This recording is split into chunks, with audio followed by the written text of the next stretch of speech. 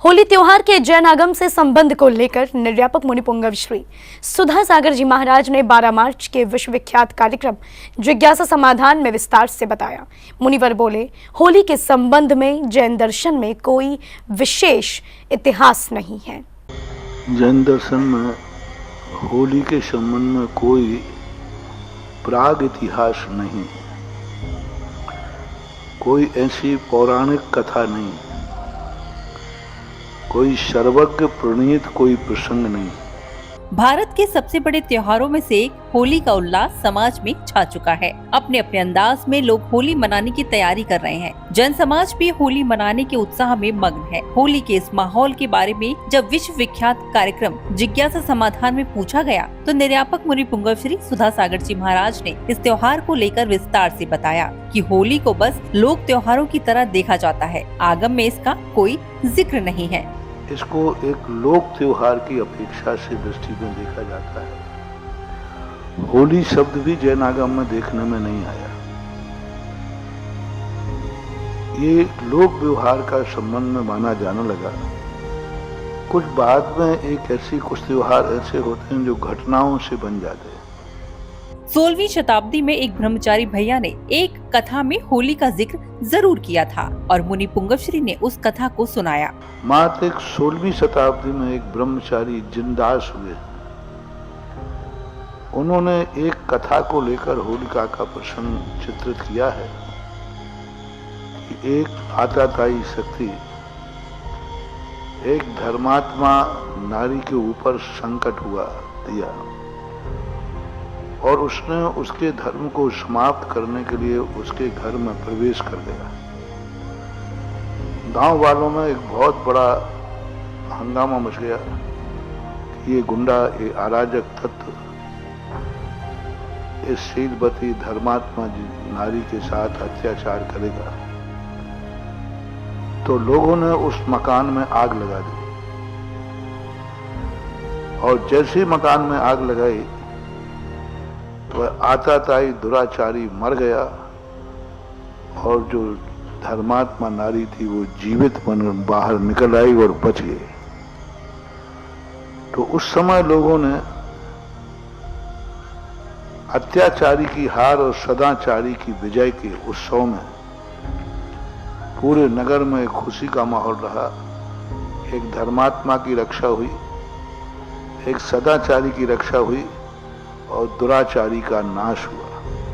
मुनि पुंगव श्री ने आगे कहा कि दुराचारी की हार और सदाचारी की जीत के रूप में होली को मनाना चाहिए। लोगों ने होली के स्वरूप को बिगाड़ दिया है। कि होली का वह उत्सव है कि दुराचारी की हार और सदाचारी की विजय, जीत, इस प्रसंग को लेकर के होलिका का कथानक जुड़ा हुआ है। आज जो विद्रूपता आई है वह विद्रूपता इतने गंदे रूप में जो आई है यह ठीक नहीं। कई स्थानों पर इतने गंदे तरीके से मनाते हैं। कई लोग बैर भाव निकालते हैं। कई लोग सबसे ज्यादा नशा, शराब आदि इस दिन करते हैं, बैर भाव निकालते हैं। पैसे इकट्ठे करते हैं, जो पैसा नहीं देता है पर उसके साथ बड़ा दुर्व्यवहार करते हैं। ऐसा नहीं होना चाहिए। ऐसा करना किसी भी त्योहार के लिए कलंकित करना है, दूषित करना है।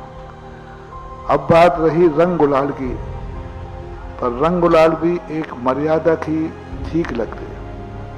निर्यापक मुनि पुंगव श्री सुधा सागर जी महाराज ने जैनियों को विशेष रूप से संदेश दिया कि होली किसी तीर्थ क्षेत्र पर जाकर बिताएं और केसर और चंदन का तिलक लगाएं। जैनियों से तो मैं यही कहना चाहूंगा, जब तुम्हारे पुराणों में इसका कोई उल्लेख नहीं है, क्यों ना होली का दिन किसी तीर्थ क्षेत्रों पर जाके बिताया जाए और तीर्थ क्षेत्र पर जाकर के बढ़िया विधान करो। सब लोग गंदोदक लो और होली मनाना ही है तो केसर और चंदन को घोलो और एक दूसरे को तिलक लगा दो बस, और बढ़िया ठाट से भगवान की पूजन करो। तीर्थ क्षेत्रों पर जाकर साधु संतों के सानिध्य में जाकर के ये 2 दिन निकालना चाहिए।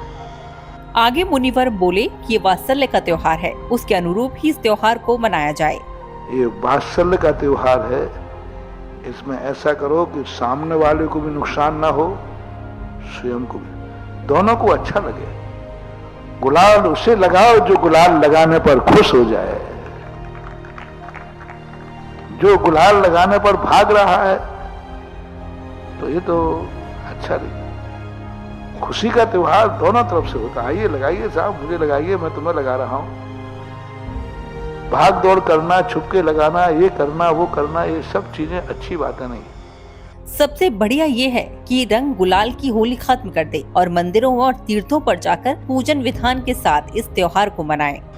इससे सबसे बढ़िया यही है कि रंग गुलाल की होलियां खत्म करो, क्योंकि इससे कोई फायदा होने वाला नहीं। जल का वेस्टेज है, कितना जल का होता है, शरीर का होता है, कपड़े खराब होते हैं, कितना नुकसान, देखो कितना नुकसान है। तो इसलिए अपेक्षा धर्ममय जीवन का करो और मंदिरों में जाकर के उस दिन तीर्थ क्षेत्रों पर जाकर बढ़िया सामूहिक अभिषेक करो, शांति धारा करो, विधान करो। यही होली का सबसे बड़ा रूप माना जाना चाहिए। इस प्रकार से निर्यापक मुनि पुंगव श्री सुधा सागर जी महाराज ने होली मनाने की पूरी रूपरेखा को स्पष्ट करते हुए जैन आगम में होली के त्योहार को स्पष्ट किया। 13 और 14 मार्च को मनाए जाने वाली होली के लिए मार्गदर्शन दिया। जैन फोकस के लिए बहरी बंद, मध्य प्रदेश से ब्यूरो रिपोर्ट।